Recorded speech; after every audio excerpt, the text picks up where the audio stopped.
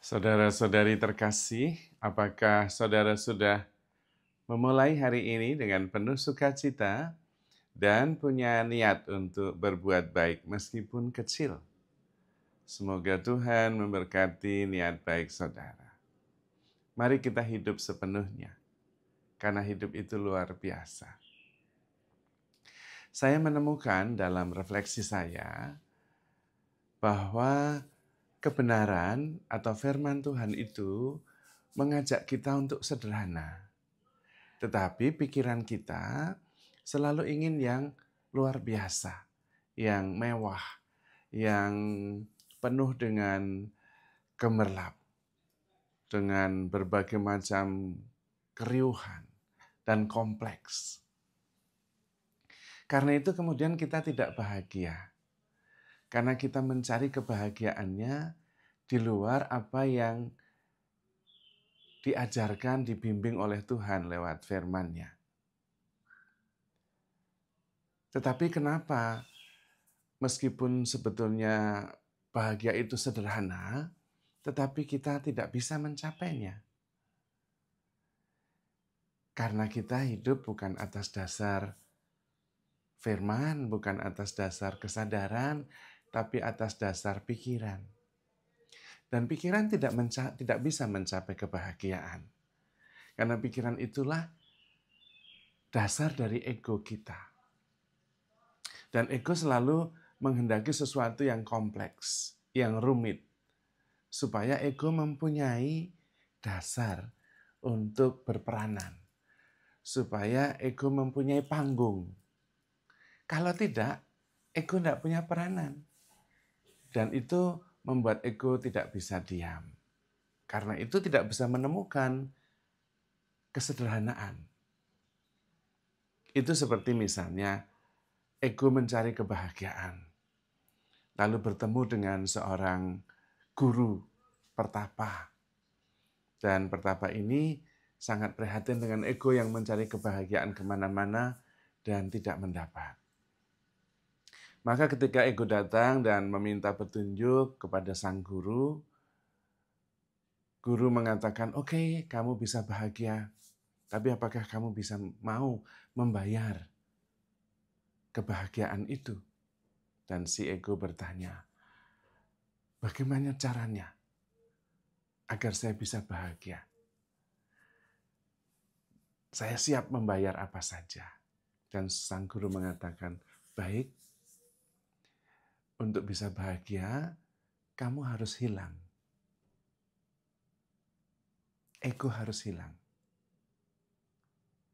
Maka ego kelabakan dan dia mengatakan, "Lalu bagaimana? Saya tidak bisa bahagia, wong sayanya nggak ada." Persis. Itulah ego.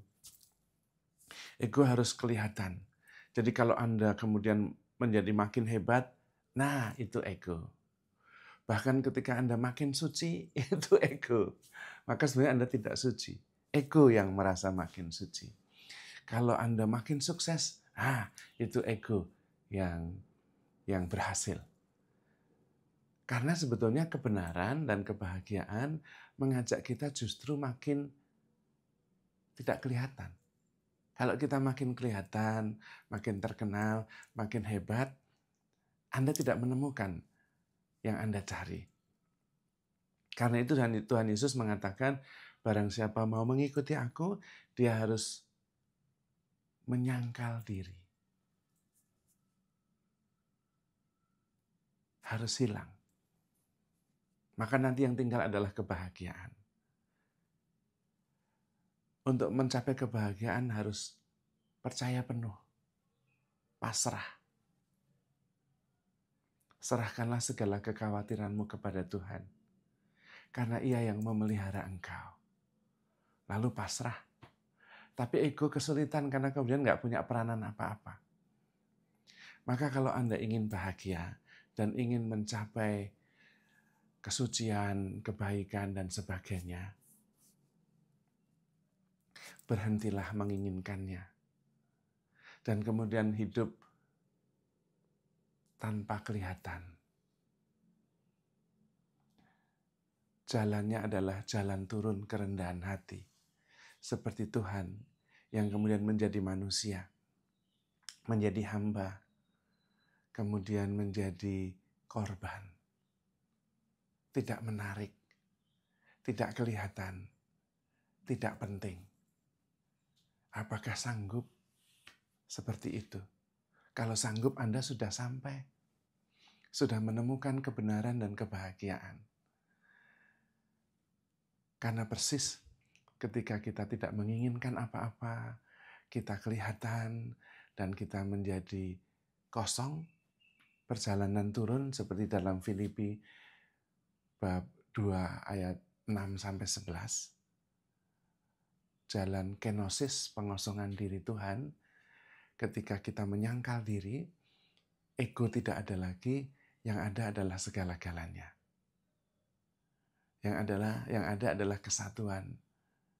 Dan itulah kedamaian, sukacita, rasa syukur. Maka mari kita mencoba terbuka. Percaya segala sesuatu, mengharapkan segala sesuatu, sabar menanggung segala sesuatu, dan terbuka sampai bisa menerima apa saja, sampai tidak ada batasnya apa-apa, bahkan menjadi begitu luasnya sampai tidak kelihatan, tetapi kemudian bisa menampung segala-galanya. Begitu sederhana.